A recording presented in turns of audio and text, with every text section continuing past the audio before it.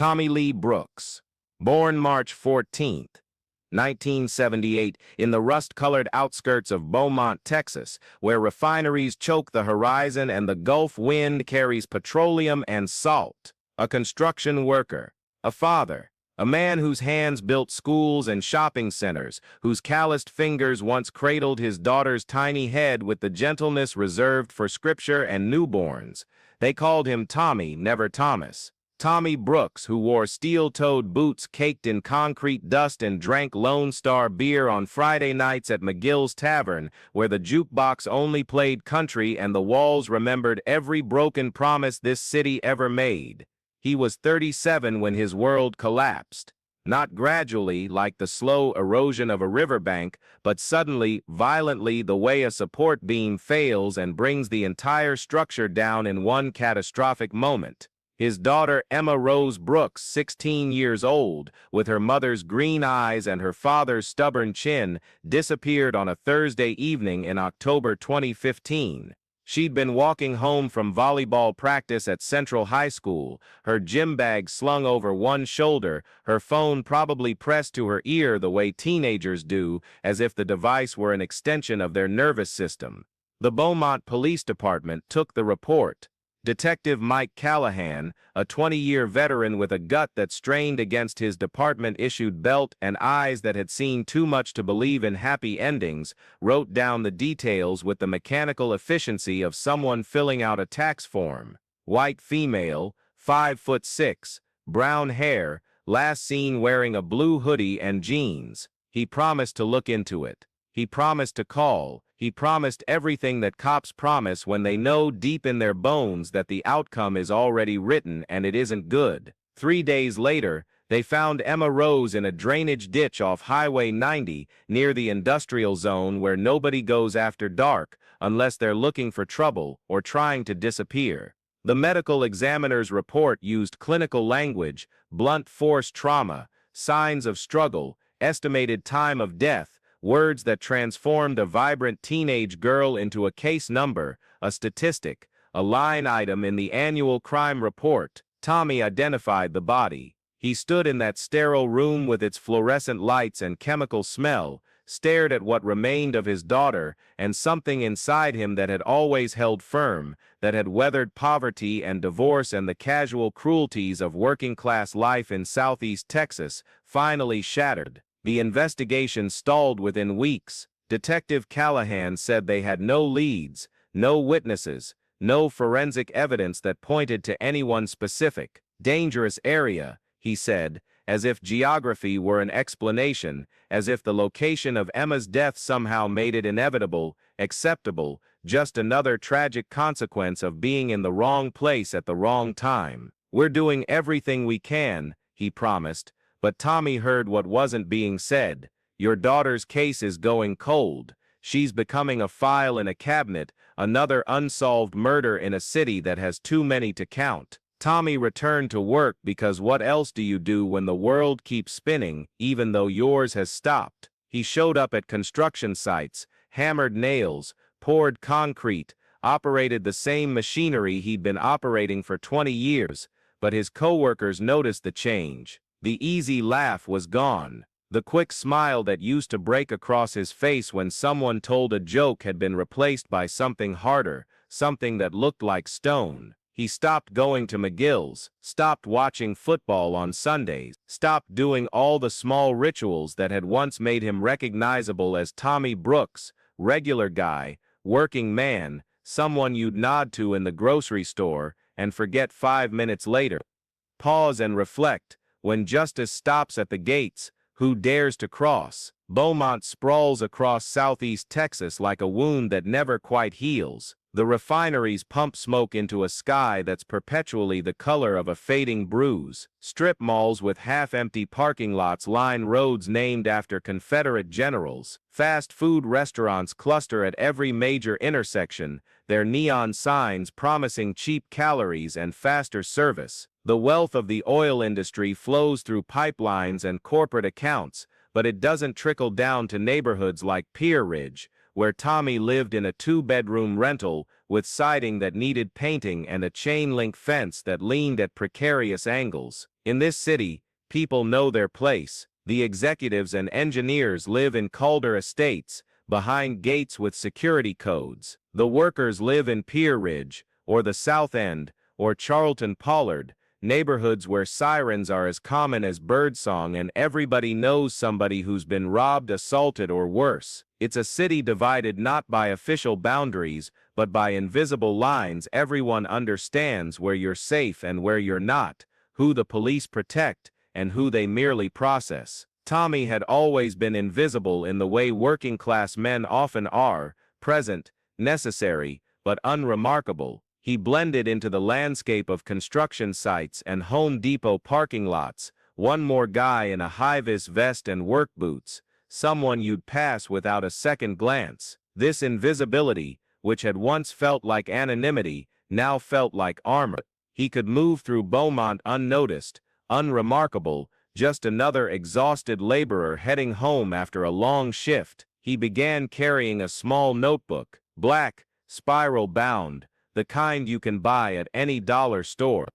In it, he wrote names, not with rage or dramatic flourishes, but with the methodical precision of someone creating a blueprint. He'd always been good with his hands, good at building things, understanding how pieces fit together to create a structure. Now he applied that same logic to something darker.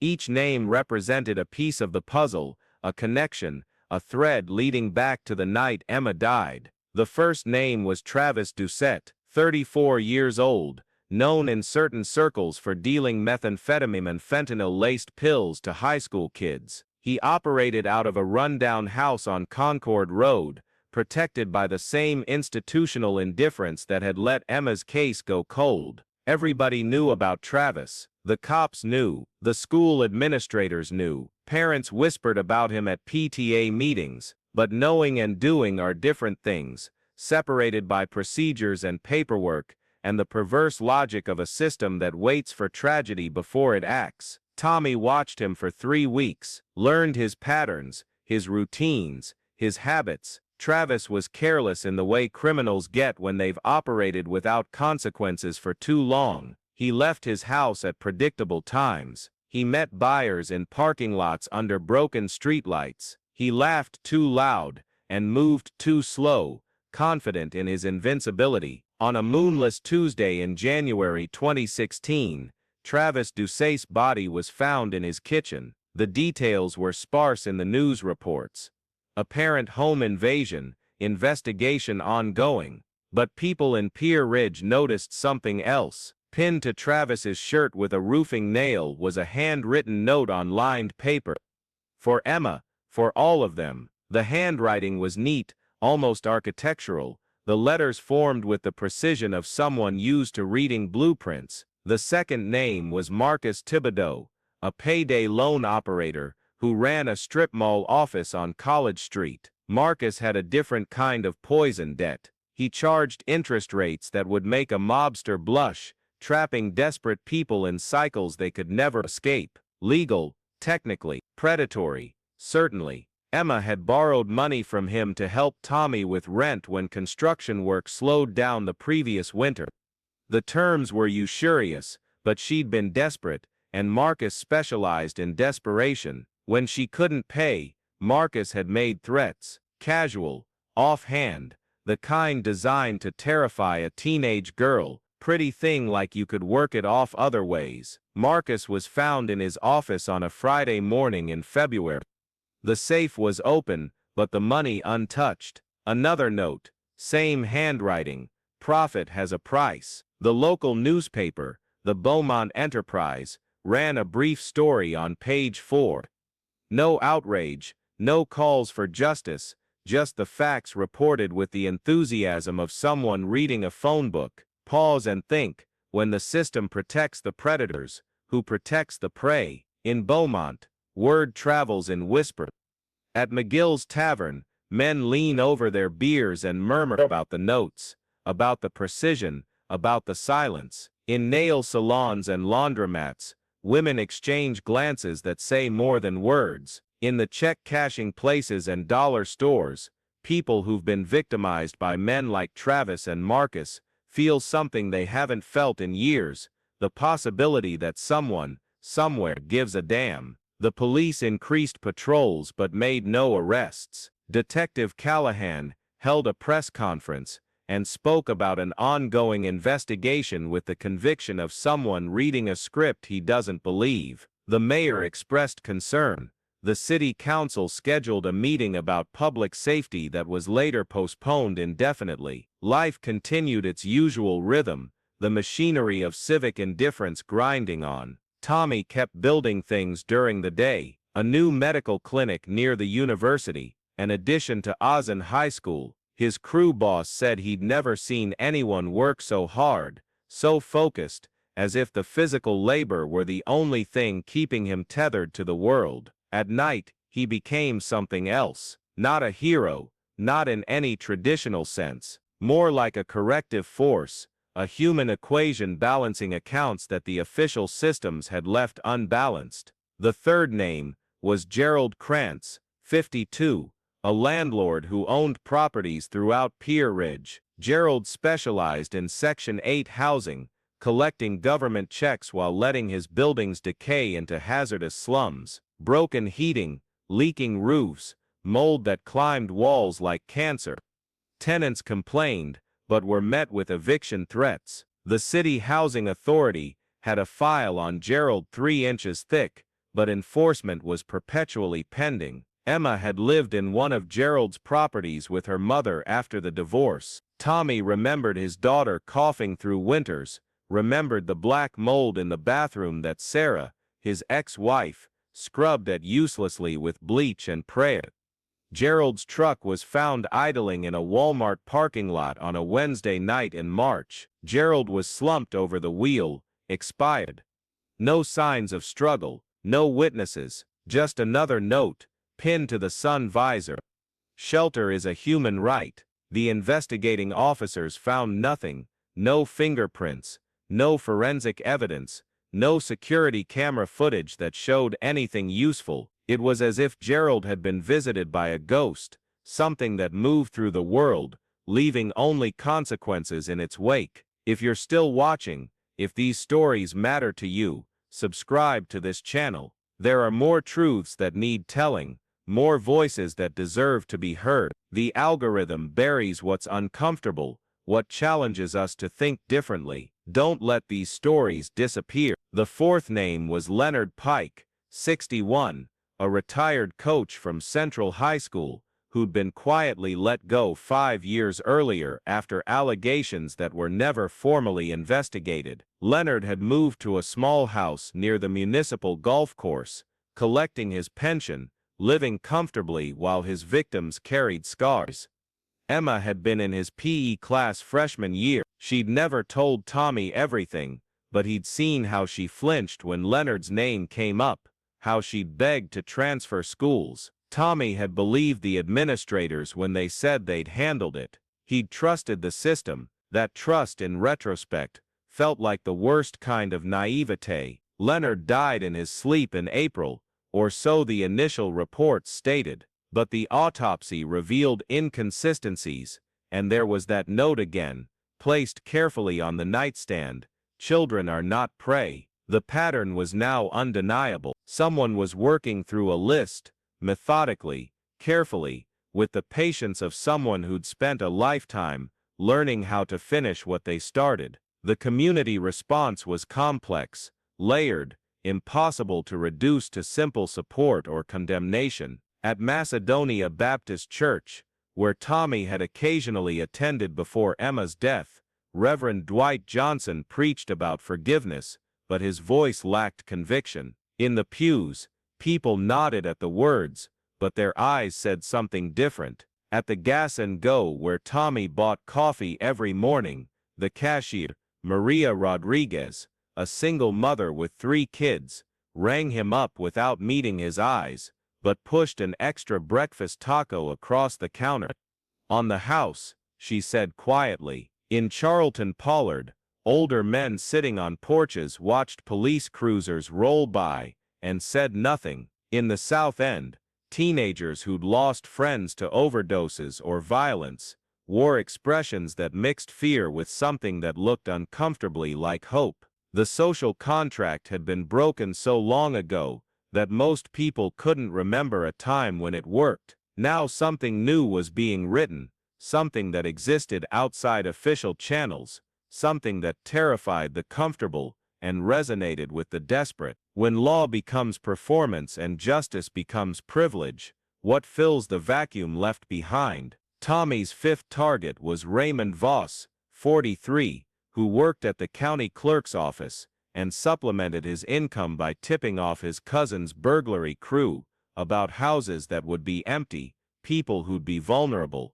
Raymond was careful, insulated by bureaucracy and blood relationships, but Tommy had time and patience and the ability to watch, wait, learn. Construction taught you that how to see the structure beneath the surface, how to identify the stress points, how to know exactly where to apply pressure for maximum effect. Raymond's car went off the road on a rainy night in May, into a bayou off Old Fennet Road. He was found with a note folded in his shirt pocket. "Betrayal lives here." The police ruled it an accident initially, but the pattern was too obvious to ignore. 5 deaths, 5 notes, 5 individuals who'd operated in Beaumont's gray zones, where illegality and respectability blurred together. Detective Callahan knocked on Tommy's door on a Saturday morning in late May. He stood on the cracked concrete steps, his bulk blocking the morning sun, his expression weary. "We need to talk, Tommy," he said, and Tommy invited him in, because what else do you do when a detective comes calling? They sat at Tommy's kitchen table, the same table where Emma had done homework, where Tommy had paid bills and drunk coffee and tried to figure out how to be a good father with the limited resources available to a construction worker in Southeast Texas. Callahan didn't dance around it. 5 bodies, Tommy, 5 notes, all people connected in one way or another to your daughter or to the neighborhood. Tommy met his gaze steadily. "That's terrible," he said. "You making progress on the investigation?" "Don't insult me," Callahan said, but there was no heat in his voice, just exhaustion. "I know, I can't prove it, but I know." "Then arrest me," Tommy said. Callahan leaned back in his chair, making it creak. "Can't. No evidence. No witnesses. You're careful, maybe too careful." He paused, choosing his words. "Maybe I don't want to arrest you. Maybe I look at what you've done and I think, 5 predators who slipped through every crack in the system. Maybe I think about Emma and my own daughter, and I wonder if the world's really worse off." "But," Tommy asked, because there was always a but. "But there's a problem," Callahan said. "You've gotten attention, not just local. State police are interested. FBI might get involved if this keeps up. And more importantly, you've got people inspired. Copycat vigilante situations never end well. Someone's going to get hurt, someone innocent." Tommy said nothing because what was there to say? He'd known this moment would come. You can't rewrite the world without consequences. The consequences arrived 3 weeks later in the form of Daniel Reeves, a 23-year-old mechanic who'd been following the news, who'd read about the notes and the justice, and decided to become part of the story. Daniel had his own grievances, his own list, and he tried to follow Tommy's pattern. But Daniel was sloppy, angry, impulsive in ways that Tommy had never been. He confronted Jesse Hutchins, a guy who'd stolen tools from the shop where Daniel worked, and things escalated. Jesse pulled a knife. Daniel panicked, and in the chaos that followed, a bystander, Martha Guidry, 67, grandmother of 4, leaving the Dollar General with a bag of groceries, caught a stray blade meant for someone else. Martha survived but spent 2 weeks in the hospital. The story made the front page. Suddenly the notes weren't romantic anymore, weren't justice, weren't anything but violence metastasizing beyond control. The Beaumont Enterprise ran editorials. The mayor gave speeches. Social media erupted with takes and countertakes, and the performative outrage that characterizes modern discourse. Tommy read about Martha Guidry in the hospital and felt something he hadn't felt since Emma died. Shame. Pure, corrosive shame that ate through the certainty that had sustained him for months. He'd thought he was precise, controlled, surgical. He'd thought he could eliminate the guilty without touching the innocent. But violence,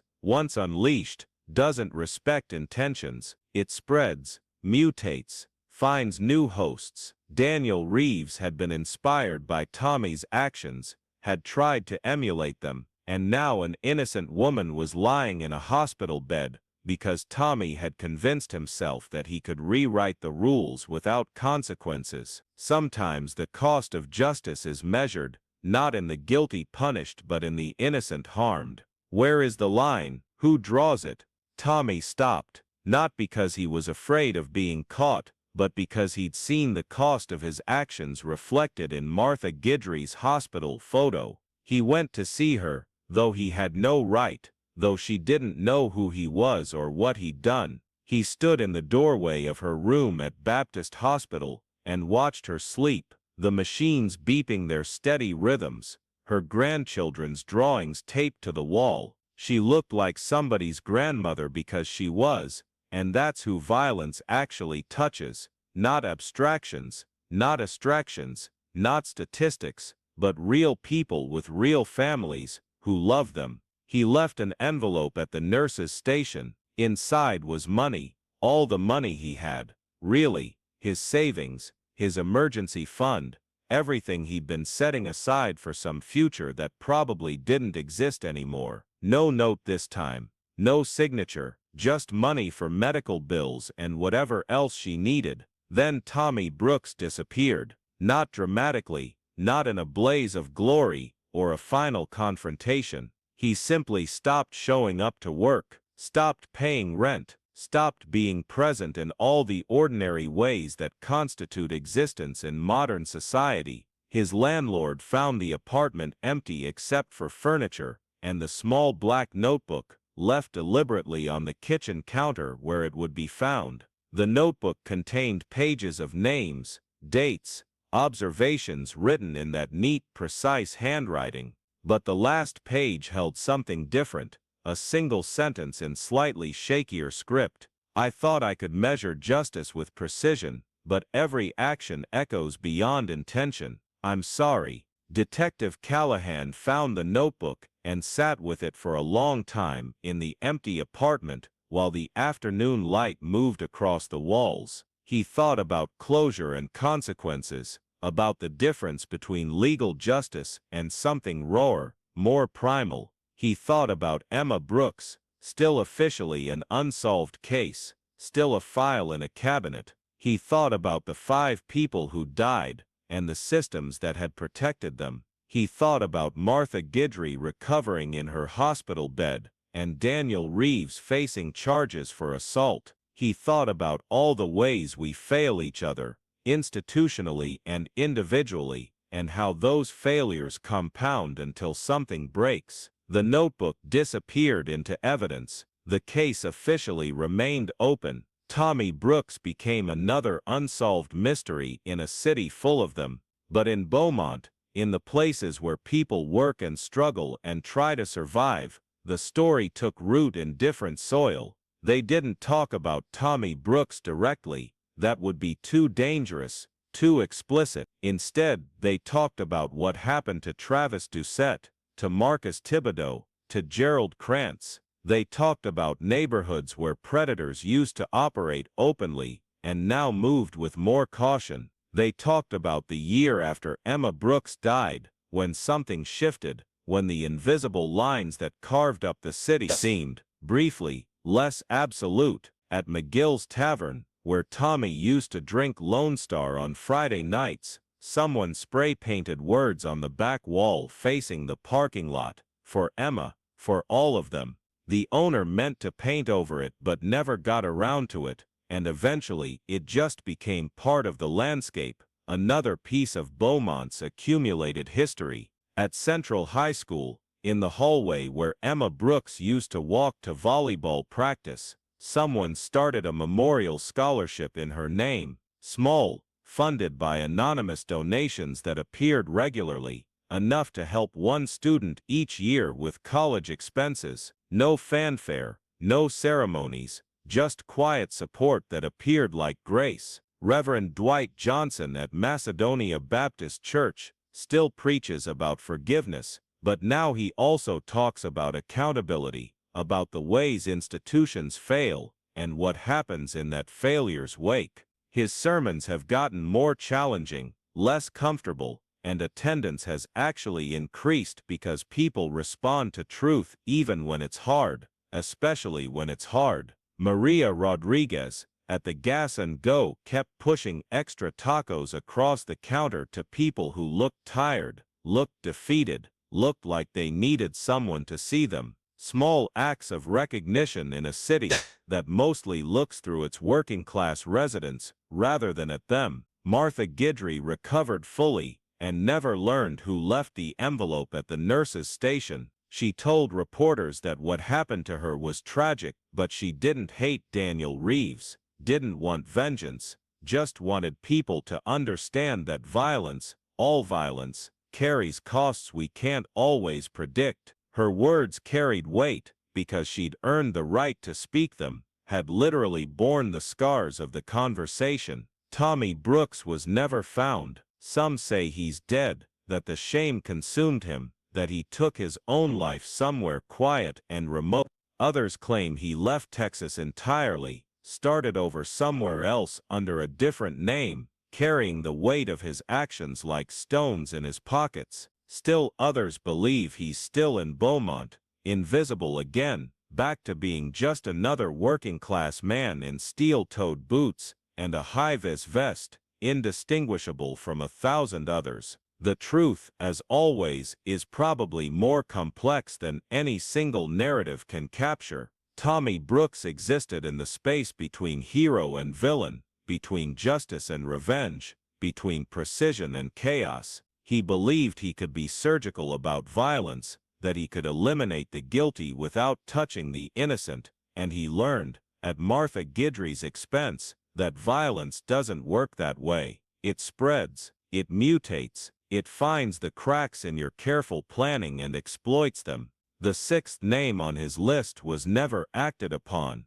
It remained in the notebook, unfinished business, a reminder that his crusade had limits, that the cost had become too high. That name belonged to Richard Beauchamp, county judge, connected to every thread of corruption and negligence that had let Emma's case go cold, had protected predators, had maintained the status quo that ground up people like Emma Brooks and spit them out as statistics. Tommy had plans for Judge Beauchamp, not violence this time, but exposure, documentation of bribes, connections, favors exchanged, a different kind of justice, public and permanent, but he never executed those plans. The notebook suggests he spent weeks researching, compiling evidence, building a case that would have destroyed Beauchamp's career and legacy. But after Martha Guidry was hurt, after Tommy saw his actions echoed in Daniel Reeves's impulsive violence,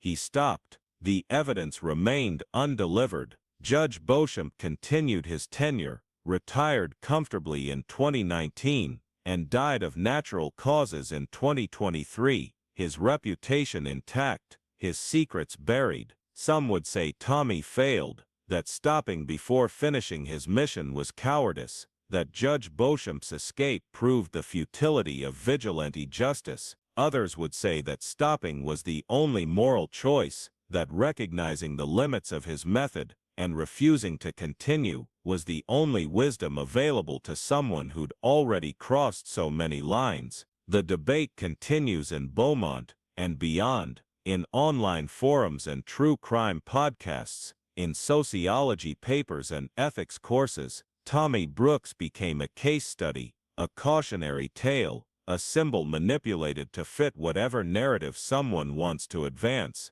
The left sees him as proof that economic inequality breeds violence. The right sees him as justification for tough-on-crime policies. Everyone projects their own beliefs onto the story of a man who just wanted his daughter's death to mean something. to not be swallowed by institutional indifference. In the end, we're left with questions that have no comfortable answers. Is justice possible outside official systems? What separates righteous action from revenge? When does the cost of fighting monsters transform us into monsters ourselves? Emma Rose Brooks would have been 26 now. She'd probably be graduated from college, maybe teaching, maybe working with kids the way she'd always talked about. She'd have her whole life ahead of her, possibilities unfurling like a map. Instead, she's a memorial scholarship, and a spray-painted tribute, and a name in an unsolved case file.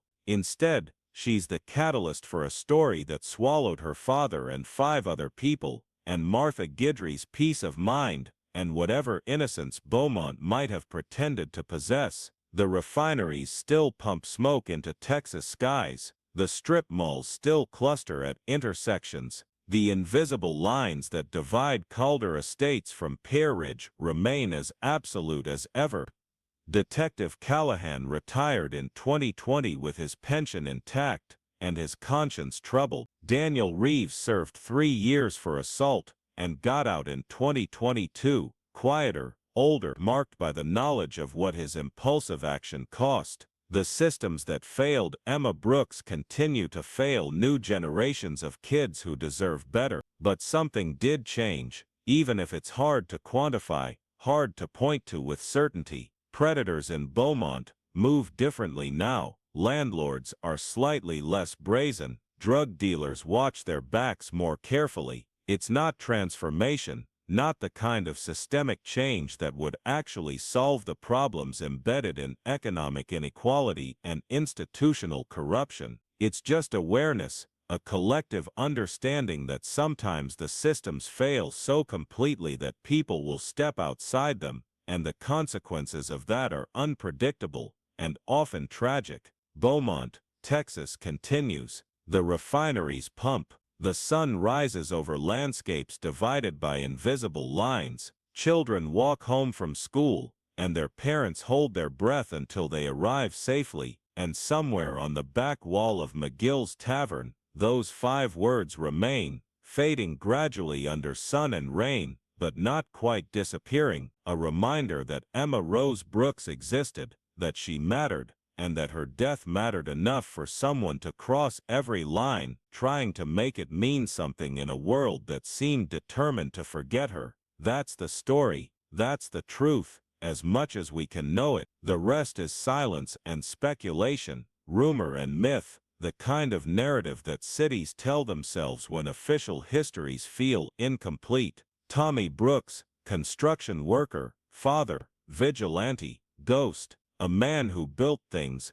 and then, when the most important thing in his life was taken away, tried to tear down the systems that had failed to protect it. Whether he succeeded or failed depends on who's telling the story and what they need it to mean. But in the end, the only certainty is Emma Rose Brooks, 16 years old, whose life ended in a drainage ditch off Highway 90. And whose death catalyzed a chain of events that Beaumont is still processing, still trying to understand. She deserved better.